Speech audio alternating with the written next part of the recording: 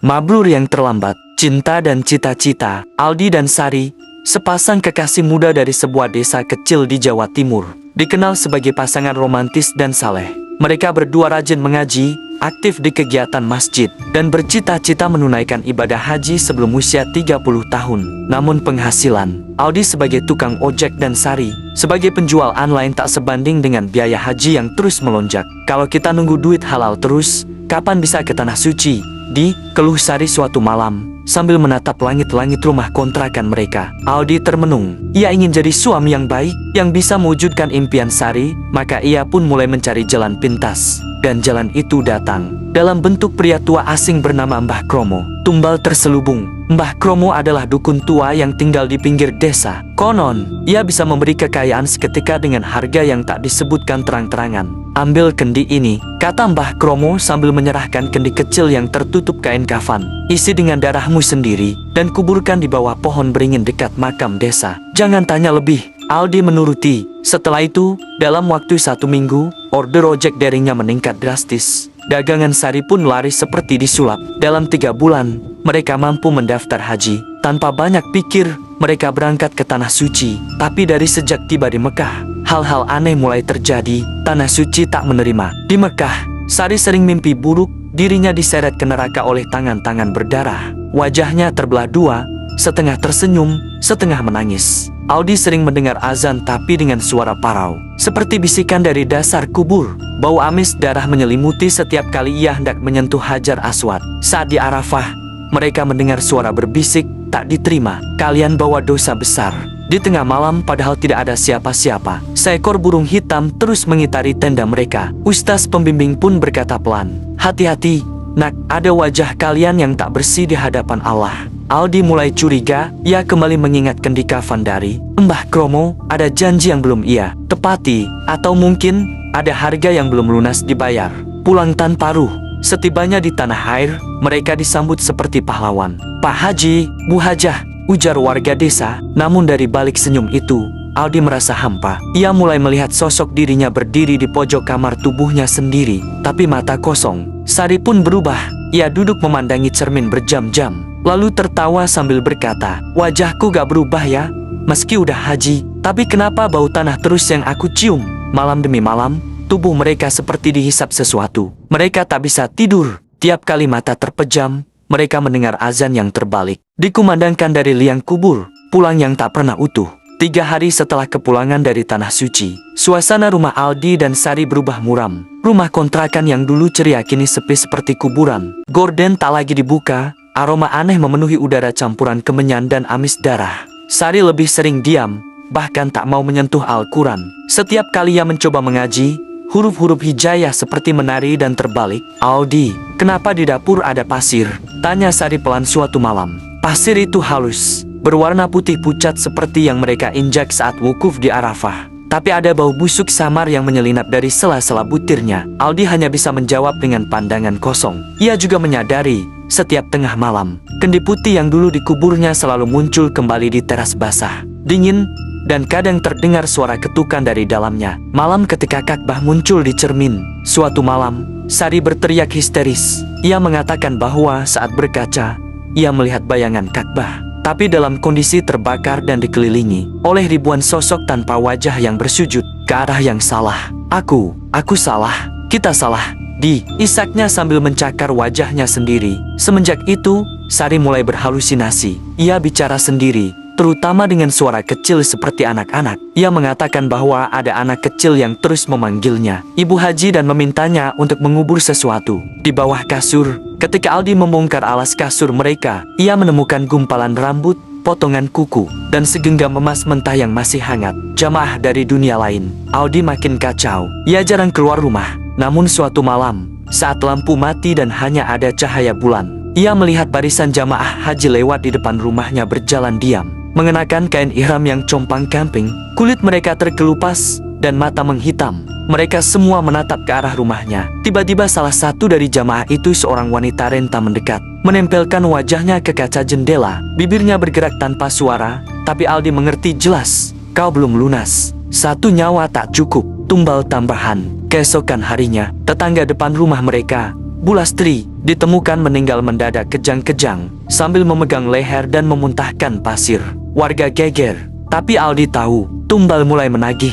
Sari yang sudah setengah gila mengaku bermimpi Mbah Kromo setiap malam. Dalam mimpi itu, Mbah Kromo duduk di atas Ka'bah terbalik sambil menyuapi darah ke mulutnya. Kata Mbah, kita harus kasih satu lagi atau kendi akan penuh sendiri. Tak lama kemudian, seekor ayam hitam misterius datang dan bertelur di dalam kendi yang kembali muncul di ruang tengah mereka. Aldi membuang kendi itu ke sungai, tapi keesokan paginya, kendi itu kembali di atas sajadah tempat mereka biasa salat. Malam terakhir Sari, pada malam Jumat, Sari mandi dan memakai mukena putih. Ia berkata ingin salat taubat, tapi setelah mengucap takbir pertama, ia langsung rebah. Matanya menatap kosong ke langit-langit. Tubuhnya kaku meninggal dalam posisi duduk tahiyat akhir. Yang mengerikan, dari matanya mengalir bukan air mata, tapi darah yang membentuk huruf-huruf Arab di lantai. Tulisan itu berarti, sesungguhnya amal tidak diterima dari yang tercemar syirik. Aldi memeluk tubuh istrinya sambil menangis histeris. Tapi ia tahu, itu bukan tangisan duka biasa. Itu suara neraka yang mulai merobek jiwanya. Pengakuan terakhir. Sebelum gantung diri, Aldi menulis surat yang ditemukan di dalam Al-Quran Sari. Isinya, kami ke tanah suci dengan uang setan, dan kami pun pulang dengan roh yang tak diterima. Kendi ini bukan tempat pesugihan, tapi pintu ke alam lain yang menjebak jiwa. Maafkan kami. Tubuh Aldi ditemukan tergantung di pohon beringin, seperti yang diceritakan sebelumnya. Tapi yang mengejutkan warga adalah mayatnya tidak membusuk, malah mengering seperti mumi. Dan di bawah pohon itu, kendi masih ada, tapi kini tertutup doa-doa yang berubah jadi kutukan. Kendi kafan dan rahasia Mbah Kromo. Kendi dari zaman para penyesat. Konon, kendi kafan itu bukan benda biasa. Ia disebut kendi wasilah syirik, peninggalan dari masa kerajaan Islam palsu yang pernah berdiri di tanah Jawa bagian selatan. Dulu, ada seorang ulama sesat bernama Ki Tunggul Ireng yang mengajarkan bahwa surga bisa dibeli bukan dengan amal, tapi dengan darah manusia yang dikurbankan dalam keadaan suci. Kendi itu diciptakan sebagai penampung tumbal suci, darah para santri yang ditipu, disesatkan, dan dibunuh atas nama penyucian jiwa. Kendi ini hanya menerima darah orang yang punya niat ibadah, menjadikannya alat pesugihan yang sangat langka dan berbahaya. Dibungkus kafan karena katanya, untuk menyamarkan niat jahat dengan pakaian niat suci. Setiap kendi hanya bisa dimiliki oleh satu orang dalam satu siklus kehidupan. Jika tumbal tidak terpenuhi, pemiliknya akan dihantui sampai ruhnya tercerabut sebelum sempat bertaubat. Mbah Kromo bukan orang, bukan jin. Mbah Kromo bukan nama asli. Ia adalah perantara kendi, makhluk abadi yang hidup di antara dunia manusia dan alam gaib. Wujudnya bisa berubah, kadang lelaki tua berjubah, kadang pengemis, kadang bahkan seorang ustaz pengelana. Tapi siapapun yang pernah melihat matanya yang selalu merah, tahu bahwa ia bukan manusia biasa. Menurut kepercayaan orang-orang tua, Mbah Kromo adalah santri terakhir dari Ki Tunggul Ireng. Ia dikutuk tidak bisa mati sebelum kendi terakhir hancur. Tapi kendi tak bisa dihancurkan oleh tangan manusia biasa. Hanya bisa musnah jika digunakan oleh orang yang ikhlas, lalu menolak kekayaannya dan menerima kematian dengan sukarela. Selama ratusan tahun, Mbah Kromo menyebar kendi itu ke berbagai pelosok Jawa, Kalimantan, Sumatera. Ia mencari orang-orang dengan niat ibadah kuat namun dihimpit kemiskinan. Target empuk untuk ditawari jalan cepat ke surga. Salah satu syarat pesugihan ini adalah niat ibadah yang menyimpang, yakni mereka yang ingin naik haji bukan demi Allah, tapi demi kebanggaan sosial, demi status, atau demi lari dari rasa malu miskin. Dan Mbah Kromo adalah cermin niat itu sendiri. Rahasia tersembunyi di balik beringin. Pohon beringin tempat Aldi gantung diri ternyata adalah pohon terakhir yang ditanam oleh Ki Tunggul Ireng sebelum wafatnya. Di bawah akar pohon itu tersimpan 10 kendi yang masing-masing telah memakan korban. Setiap kali ada korban baru, kendi itu muncul kembali mencari tuan barunya. Warga desa tidak tahu karena beringin itu secara turun-temurun dijaga oleh juru kunci palsu. Keturunan Mbah Kromo sendiri, lelaki tua yang sering dianggap penjaga makam, sebenarnya menjaga agar kendi tidak dimusnahkan. Haji gagal, korban lain yang tak diceritakan. Sebelum Aldi dan Sari, ada 2 pasangan lain yang sempat menggunakan kendi tersebut. Pak Marzuki dan Bunah, pasangan lansia dari desa sebelah. Mereka naik haji, tapi hilang saat tawaf. Konon ditemukan menggenggam pasir dan rambut dengan mata membelalak. Jenazahnya dibawa pulang, tapi jenazahnya tak punya bayangan. Fitri, seorang janda muda yang ingin menunaikan haji untuk mendiang suaminya. Tapi begitu kembali, ia malah menikahi Mbah Kromo dan menjadi pembawa kendi berikutnya. Sampai ia hilang misterius di Gunung Merapi saat malam Jumat Kliwon. kelima kendi terakhir dan kunci pemusnahan. Menurut legenda, jika kendi terakhir digunakan oleh seseorang yang benar-benar tulus bertobat sebelum ajal, lalu ia bersedia mengubur dirinya hidup-hidup dengan kendi tersebut dan membaca doa yang benar, maka seluruh kutukan akan berhenti, Mbah Kromo akan lenyap, dan kendi-kendi lain akan hancur menjadi pasir yang disapu angin. Tapi, hingga kini, belum ada satupun pemilik kendi yang mampu melakukannya. Karena sebelum kesempatan itu tiba, mereka semua keburu ditarik ke neraka oleh niat mereka sendiri. Dan kendi yang digunakan Aldi adalah kendi ke-10, kendi terakhir, penebus yang terakhir.